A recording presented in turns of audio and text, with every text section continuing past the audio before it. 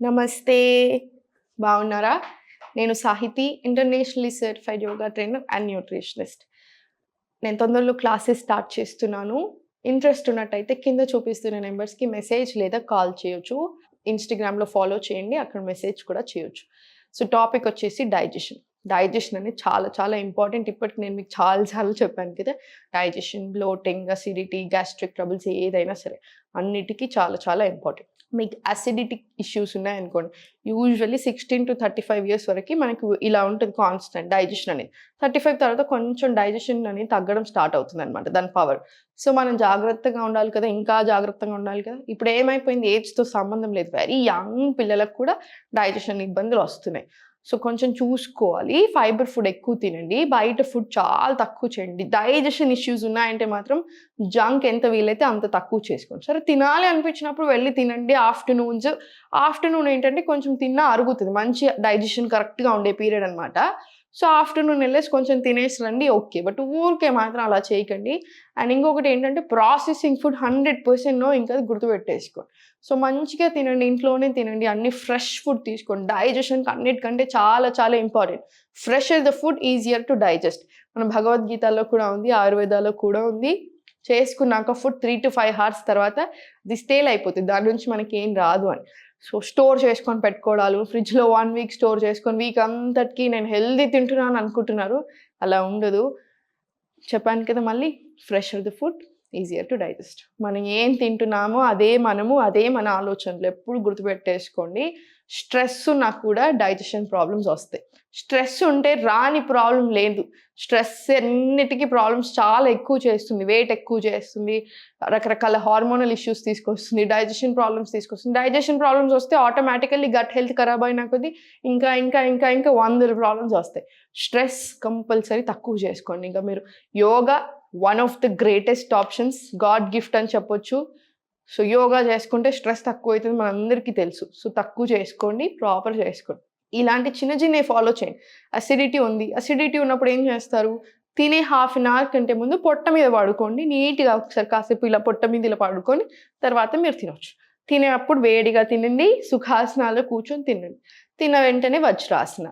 తిన్నాక half an hour వరకి body అనేది ఎక్కువ మూవ్ చేయకూడదు. హాఫ్ అన్ అవర్ తర్వాత ఒక 5 మినిట్స్ వజ్రాసన్ లేదా 5 మినిట్స్ సుఖాసన్, 10 మినిట్స్ అలా మీరు ఇంక్లూడ్ చేసుకోవచ్చు. 5-20 మినిట్స్ వరకు మీకు కూర్చోగలిగితే 20 మినిట్స్ అయినా కూర్చోవచ్చు.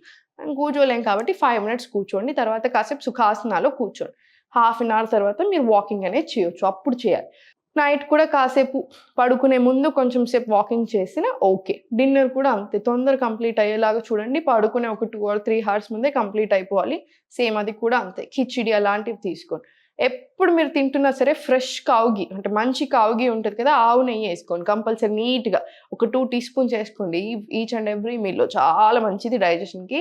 సో, ఇలాంటివి చాలా ఉంటాయి. చిన్న చిన్నవి ఆల్రెడీ నేను మీకు చాలా చెప్తున్నాను. ఫాలో చేయండి. మీరే నాకు చెప్తున్నారా? నాకు చాలా మెసేజెస్ వస్తున్నాయి. 10 ఇయర్స్ నుంచి గ్యాస్ టాబ్లెట్స్ వేసుకున్న వాళ్ళు కూడా నా వల్ల మానేశారు. ఈ టిప్స్ వల్ల చాలా చాలా వస్తున్నాయి. అందరికీ ఫస్ట్ థ్యాంక్ యూ. సెకండ్ వచ్చేసి ఇవన్నీ చాలా ఫాలో చేయండి. అన్నీ బాగా జరుగుతుంది. నేను కూడా మీకు చెప్తూనే ఉంటాను. ఇప్పుడు ఆసనాస్ చూపిస్తాను. చాలా మంచి రిలీఫ్ వచ్చే ఆసనాస్ అన్నమాట ఇవన్నీ. ఇంకా ఎప్పుడైనా సరే సుఖాసన కూడా డైజెషన్‌కి చాలా మంచిది. ఎందుకు? నేను మీకు ఒకసారి చెప్పాను కదా! సర్క్యులేషన్ అనేది అబ్డామినల్ రీజియన్ సైడ్ జరుగుతది కాబట్టి మనకి డైజెషన్‌కి చాలా మంచిది. సో, స్ట్రెయిట్ ఇలా కూర్చొని స్పైన్ అనేది స్ట్రెయిట్ పెడితేనే ఎనర్జీ పాస్ అవుతది. సో, స్పైన్ స్ట్రెయిట్ పెట్టుకొని ఒక deep breath. Exhale. Body spine మొత్తం స్ట్రెయిట్ పెట్టుకొని స్లోలీ ఇలా కిందికి బెండ్ తీసుకో.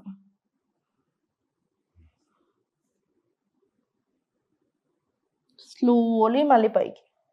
సేమ్ ఇంక ఇదే ఒక 5-10 టైమ్స్ రిపీట్ చేసుకోండి. ఇన్‌హేల్. Exhale slowly forward.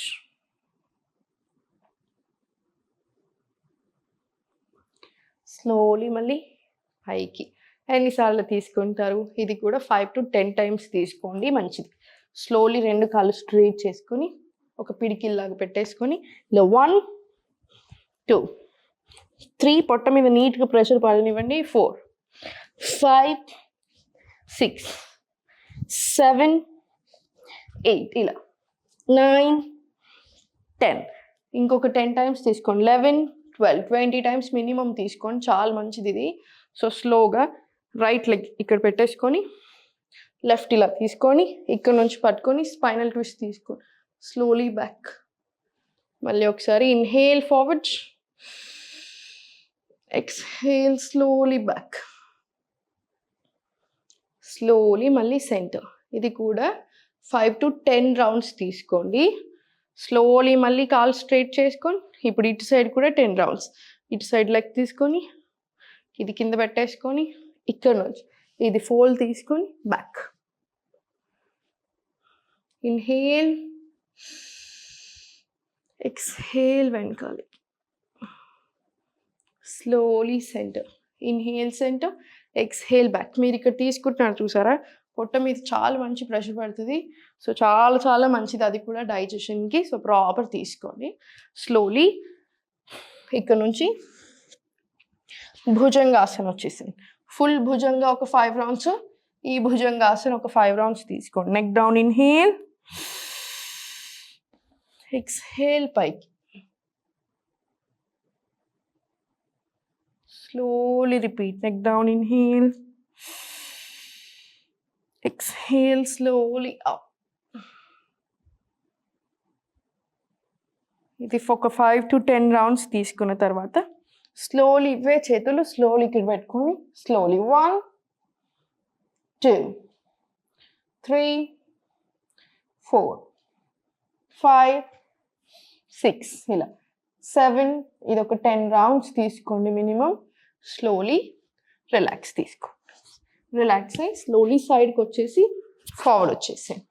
ఇలా స్లోలీ ఫార్వర్డ్ వచ్చిన తర్వాత స్లోలీ పైకి, పొట్ట మీద నీట్గా బాగా ప్రెషర్ పడనివ్వండి. ఇక్కడ స్లోలీ రిలీజ్. ఇన్హేల్, ఎక్స్హేల్ దగ్గరికి స్లోలీ పవర్ ముక్తాసన వచ్చేసేయండి.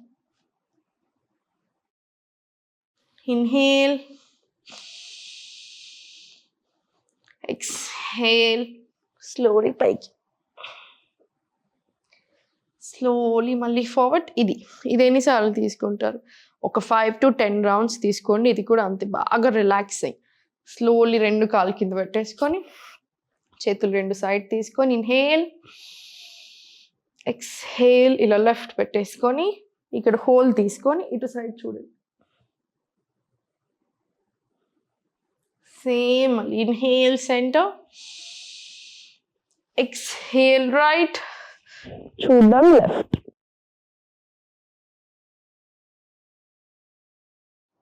స్లోలీ మళ్ళీ సెంటర్. ఇది కూడా ఇటు సైడ్ ఒక 5 రౌండ్స్, ఇటు సైడ్ 5 రౌండ్స్, ఇటు సైడ్ 5 రౌండ్స్ కంపల్సరీ తీసుకోండి. ఇప్పుడు కొంచెం టఫ్ చేయగలిగితే చేయండి, లేకపోతే కొంచెం ప్రాక్టీస్ అయినా కొద్ది, ఫ్లెక్సిబిలిటీ ఇంక్రీజ్ అయినా కొద్ది కూడా చేయొచ్చు. 2 చేతులు పైన పెట్టుకోండి. ఇది వెయిట్ లాస్కి కూడా చాలా మంచిది. Inhale, exhale forward. ఇక్కడ బాగా ప్రెషర్ పడుతుంది. Inhale up, exhale forward. కాసేపు ఉండండి, ఒక 5 seconds. మళ్ళీ బ్యాక్, ఇన్హేల్,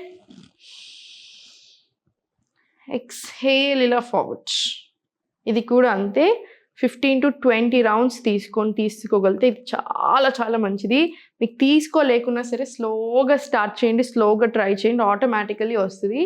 స్లోలీ లాస్టిక్ సైడ్కి తిరిగి లేచి వజ్రాసనాలు కూర్చోగలిగితే కాసేపు వజ్రాసనాలు కూర్చోండి. ఇలా వజ్రాసనాలు కూర్చొని ఒక 5 డీప్ బ్రీత్స్ తీసుకోండి. ఇలా ఇది ఒక 5 to 10 డీప్ బ్రీత్స్ కంపల్సరీ తీసుకోండి. ఇంకా కొన్ని టిప్స్ ఏంటంటే, మీరు నైట్ పడుకునే ముందే వామ్ వాటర్ తీసుకెళ్ళి రాగి కాపర్ జగ్ ఉంటుంది కదా, దాంట్లో స్టోర్ చేసుకొని మార్నింగ్ లేసాక స్లోగా సిప్ బై సిప్ తాగేసేయచ్చు. తర్వాత తాగాక ఒక 15-20 minutesకి బవల్ మూమెంట్స్ వచ్చాయనుకోండి, మోషన్ వెళ్ళదు. లేదు ఇంకా రాలేదు అనుకుంటే ఈ ఆసనాస్ అన్నీ చేసుకొని తర్వాత ఒక మైల్డ్ వాకింగ్ తీసుకొని తర్వాత వస్తే అప్పుడు కానిచ్చేసే. అంజూరాలు ఉంటాయి కదా మనకి, అంజూరాలు నానబెట్టుకొని నైట్ నానబెట్టుకొని మార్నింగ్ లేసాక కూడా స్లోగా తింటే అది కూడా చాలా మంచిది. ఇలాంటివి నేను మీకు ఆల్రెడీ చాలా చెప్పాను. పాటిస్తూ ఉండండి, అన్నీ పాటించండి, 100% రిజల్ట్ ఉంటుంది. ఒకే రోజు ఎక్స్పెక్ట్ చేయకండి. ఈరోజు ఇప్పుడు ట్యాబ్లెట్ వేసుకుంటే 1 hourలో హెడేక్ తగ్గుతుంది కదా, అలా అనుకోవద్దు. మళ్ళీ రాకుండా ఉంటుంది మనకి, అది చాలా చాలా ఇంపార్టెంట్. సో టైం పడుతుంది, కన్సిస్టెంట్ ఉండండి, అన్నీ బాగా జరుగుతాయి. ఎప్పుడు నవ్వుతూ ఉండండి.